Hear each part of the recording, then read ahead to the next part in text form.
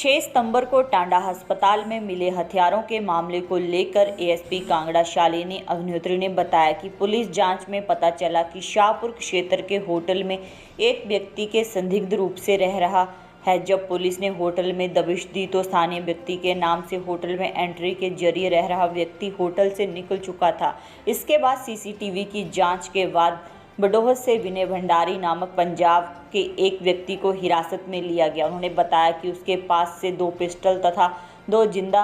Round मिले जो टांडा में मिले हथियारों से मैच करते पाए गए हैं। उन्होंने कहा कि यह भी पता चला कि जुलाई माह में जीरकपुर में मेट्रो मॉल के बाहर इन लोगों ने 2 लोगों पर गोलाबारी की थी तथा इस हादसे में विनय के बाजू में भी चोट आई थी। इसके बाद वो भागकर पहले गढ़शंकर तथा फिर कांगड़ा आया था। एएसपी ने कहा कि विनय से पूछताछ के बाद ज्वालामुखी के रोहित छोटू को इस मामले में हिरासत में ले लिया गया है। उन्होंने बताया कि रोहित का ससुराल अमृतसर में है, जहां से वो नशे की खेप लाकर बेचता था तथा खुद भी नशे का आदी है। उन्होंने कहा कि रोहित छोटू के खिलाफ ऊना तथा कांगड़ा जिला के थानों में करीब 7 मामले दर्ज हैं। वहीं फिलहाल वो हत्या के एक मामले में सजा काट रहा था तथा पैरोल पर बाहर आया था, लेकिन वापस जेल नहीं लौटा। आरंभिक पूछताछ में पता चला है कि पंजाब के विनय भंडारी ने फिलहाल रोहित को नशीले पदार्थ तथा हथियार रखने को दिए थे। वहीं पुलिस की गश्त होने के कारण रोहित ने इन हथियारों ने मंदिर के पास छिपा दिया। शालिनी अग्निहोत्री ने कहा कि यही हथियार नशीली दवाइयां पुलिस के हत्थे चढ़ने के बाद ही पूरे मामले का खुलासा हो पाया। वहीं एएसपी ने कहा कि फिलहाल दोनों आरोपियों का संबंध ऊना के एक गैंग से होने की बात सामने आई है तथा बिश्नोई गैंग का नाम भी सामने आ रहा है। दोनों ही लोग पंजाब व अन्य जगहों पर हुई विभिन्न आपराधिक गतिविधियों में शामिल रहे हैं। उन्होंने कहा कि इसमें हत्या से लेकर नशे के मामले में भी दोनों शामिल रहे हैं। मुख्य आरोपी पंजाब का रहने वाला है। एएसपी ने बताया कि डीएसपी कांगड़ा अंकित शर्मा तथा एसएचओ कांगड़ा संजीव कुमार की अगुवाई में पुलिस टीम ने इस मामले में व्यापक जांच के बाद इस मामले को सुलझाने में अहम भूमिका निभाई है, जिसके लिए उन्होंने दोनों पुलिस अफसरों की पीठ भी थपथपाई। उन्होंने कहा कि फिलहाल दोनों आरोपियों को गिरफ्तार कर जाँच की जा रही है। पिछले महीने 6 सितंबर को जो है टांडा जो हॉस्पिटल है उसके नज़दीक जो हमें 3 कंट्री मेड वेपन्स और उसके साथ 40 लाइव राउंड्स और 2 नाइव्स और साथ में 5250 एनडीपीएस के अंतर्गत लिस्टेड जो है ड्रग्स वहाँ पे टैबलेट्स मिली थी। और इसमें डीएसपी कांगड़ा और एसएचओ कांगड़ा जो है उनके द्वारा मौके का उसी समय निरीक्षण किया गया। और ये आर्टिकल्स जो हैं अबेंडेंड एक लोकल एक छोटा टेम्पल है उसके पास जो है पुलिस द्वारा रिकवर किए गए थे। इस केस में क्योंकि उस एरिया में कोई भी सीसीटीवी कैमरा या कोई और लीड हमारे पास शुरुआत में नहीं थी, लेकिन पुलिस की टीम जो है अपने लोकल इंटेलिजेंस यूनिट्स उनके साथ लगातार संपर्क में और कुछ टीम के मेंबर्स को इसके बारे में जानकारी इकट्ठा करने के लिए कांगड़ा और उसके आसपास के क्षेत्रों में एक्टिवेट किया गया था। इसी दौरान एक लोकल इनपुट हमें ये मिला कि कोई व्यक्ति जो कि पंजाब से संबंध रखता है और सस्पिशियस तरीके से जो है शाहपुर के एरिया में एक प्राइवेट होटल में रह रहा है। और जब इस लीड को वेरीफाई किया गया तो होटल में जो एंट्री थी वो किसी लोकल व्यक्ति के नाम से थी और वो व्यक्ति वहाँ से जा चुका था। बाकी सीसीटीवीज़ और अन्य जो एनालिसिस है उसको टीम द्वारा किया गया और उसके बाद जो है काफ़ी जगह रेड और सर्च करने के बाद फाइनली पंजाब के रहने वाले एक व्यक्ति को हमने बड़ोह से जो है अरेस्ट किया। इनका नाम विनय भंडारी है और ये इनकी जब अरेस्ट हुई तो उस दौरान इनके पास से 2 पिस्टल और मिले जो कि पहले मिले हुए पिस्टल्स के सिमिलर थे और साथ में 2 लाइव राउंड्स जो है लोडेड पिस्टल के साथ इनसे रिकवर हुई। जब पूछताछ के समय जो विनय भंडारी है उनसे जानकारी उनके बारे में जुटाई गई तो ये पता चला कि जुलाई महीने में जीरकपुर क्षेत्र में मेट्रो मॉल के बाहर एक शूटिंग इंसिडेंट हुआ था, जिसमें 3 लोगों द्वारा एक व्यक्ति पे 2 लोगों पे गोलियां चलाई गई थी और उसी में ये विनय भंडारी भी शामिल था। और उस समय इसकी बाजू में जो है उस दौरान एक चोट भी लगी थी। उस इंसिडेंट्स के बाद जो है ये पंजाब से भाग के जो है डिफरेंट जगहों में जो है रेफ्यूज लेता रहा और इलाज भी करवाता रहा। और इस दौरान गढ़शंकर, ऊना और कांगड़ा की जो इसके लोकेशंस वेरीफाई हुए। तो कांगड़ा में ये 1-2 दिन एक जगह पे रह के बार बार जो अपनी लोकेशन शिफ्ट कर रहा था, उस चीज़ को वेरीफाई करते हुए हमने बड़ो क्षेत्र से इसको जो है फाइनली अरेस्ट किया। और इसी छानबीन में, क्योंकि कोई लोकल व्यक्ति होने का अंदेशा शुरू से ही था इस केस में, तो पूछताछ के दौरान रोहित उर्फ छोटू, जो कि ज्वालाजी का रहने वाला है, उसका मैटर सामने आया। और उसके बारे में जब पता चला तो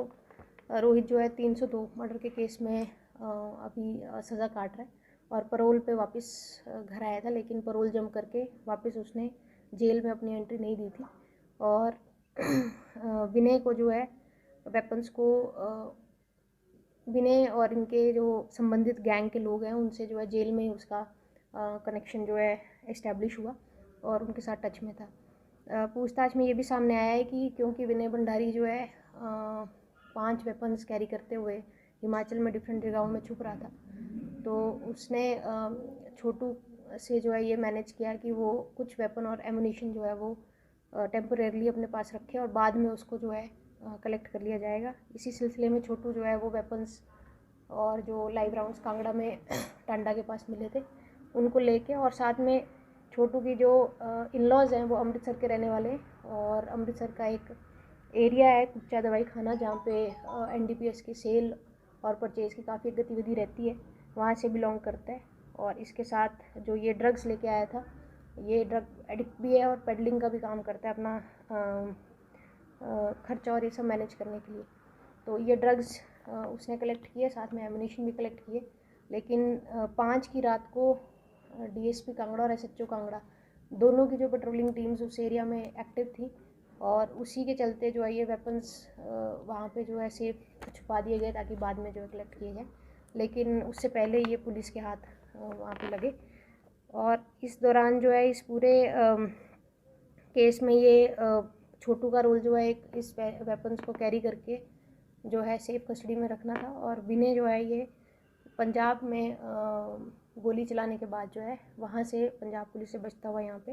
हिमाचल में डिफरेंट जगहों पे छुपता हुआ मिल रहा है। इस केस में आगे की फर्दर इन्वेस्टिगेशन अभी जारी है और अन्य लोग यदि इस केस में शामिल हो उस हर एक एंगल पे पुलिस जो है आगे अपना इन्वेस्टिगेशन बढ़ाएगी। देखिए, जैसे जो छोटू है वो इसके ऊपर करीब 7 केस डिफरेंट ऊना और कांगड़ा में पेडलिंग के भी हैं और साथ में 302 का ये एक्यूज्ड भी है। और इसकी जो परिवार है वो अमृतसर का रहने वाला है, जहाँ से ये ड्रग्स जो हमारे यहाँ रिकवर हुए वो पाए गए, वहाँ पे लिंक हुए। और साथ में जो जहाँ तक कि किन और ऑपरेशनल गैंग्स के साथ इनका ताल्लुक़ है, तो ये छोटू जो है राजीव कौशल जो कि ऊना का एक गैंगस्टर है, नॉन गैंगस्टर है, उसके कंटिन्यूस टच में है और उसी की डायरेक्शंस पे जो विनय भंडारी की सहायता कर रहा था। तो डेफिनेटली ये एक लिंक्स ज़रूर हैं और इसको पुलिस जो है फर्दर इन्वेस्टिगेट भी कर रही है और अन्य लोग जो कांगड़ा ज़िले के या हिमाचल प्रदेश के इस मामले में संलिप्त हो उनके बारे में भी इन्वेस्टिगेशन हम फर्दर आगे जारी रखेंगे। देखिए, आरोपी को कोर्ट में पेश किया जा चुका है, वो जुडिशियल रिमांड पे है और हमारे पास पंजाब के होशियारपुर और ज़ीरकपुर जो SHOs हैं उनके रिक्वेस्ट लेटर आए हैं क्योंकि वो भी इसकी कस्टडी चाह रहे हैं। तो वो पंजाब पुलिस भी इसकी कस्टडी डिफरेंट केसेस में वांटेड है, जिसमें होशियारपुर में, लुधियाना में, ज़ीरकपुर में इसके खिलाफ जो है मल्टीपल मुकदमे हैं। और जो रोहित है वो ऑलरेडी छोटू जो है 302 के केस में पैरोल पे जम करके भागा हुआ था और उसके भी अन्य केसेस जो हैं NDPS एक्ट में दर्ज हैं ऊना में, कांगड़ा में। तो ये फर्दर प्रोसेसेस है और लीगल वे में जिस तरह से भी कस्टडीज ट्रांसफ़र होनी है वो प्रोसेसेस अभी चल रहे हैं। देखिए, जो चेन बनती है उसमें गैंग्स का नाम सामने आ रहा है। राजीव कौशल जिस गैंग से एफिलिएटेड है, क्योंकि राजीव कौशल के एक्टिव इन्वॉल्वमेंट से यहाँ पे इसको कांगड़ा में सपोर्ट मिल रहा था, तो ये एप्रीहेंशन है कि ये उसी गैंग से संबंधित हैं। लेकिन जैसे मैंने कहा कि बहुत सारे पहलू अभी इन्वेस्टिगेशन के फर्दर हम इन्वेस्टिगेट करेंगे और इन एंगल्स पे कौन किस तरह से किससे लिंक्ड है और ख़ासकर कांगड़ा ज़िला में कोई अन्य इनके जो साथी एक्टिव हों उनके बारे में पुलिस अपनी एक छानबीन अब आगे बढ़ाएगी। देखिए, मैं कहना चाहूँगी कि ये जो केस है ये तभी सामने आया है क्योंकि पुलिस की टीम ने ये वेपन्स को रिकवर किया है और यदि पुलिस की टीम इन वेपन्स को रिकवर नहीं करती तो प्रोबेबली शायद ये अननोटिस्ड वे में ये स्मगलिंग कांगड़ा ज़िला से होके अन्य कहाँ किस जगह जाता है वो हमें प्रिडिक्ट करना मुश्किल है। पुलिस की टीम्स एक्टिवेटेड हैं और ड्रग्स के अगेंस्ट भी हम काम कर रहे हैं, लेकिन जो ये नेक्सस उभर के आया है कि पंजाब के क्रिमिनल लोग जो हैं यहाँ के रेफ्यूज लें और यहाँ के लोग उनको एक्टिवली सपोर्ट करें, ये थोड़ा एक विषय है जिस पे और भी ज़्यादा डिटेल में और भी ज़्यादा डीप इन्वेस्टिगेशन की ज़रूरत है। और मैं ये कहना चाहूँगी कि कांगड़ा ज़िला के स्थानीय लोग जो हैं वो सचेत रहें, एक्टिव रहें। यहाँ के होटल मालिक जो हैं किसी अनजान व्यक्ति को गलत आईडीज़ पे जो है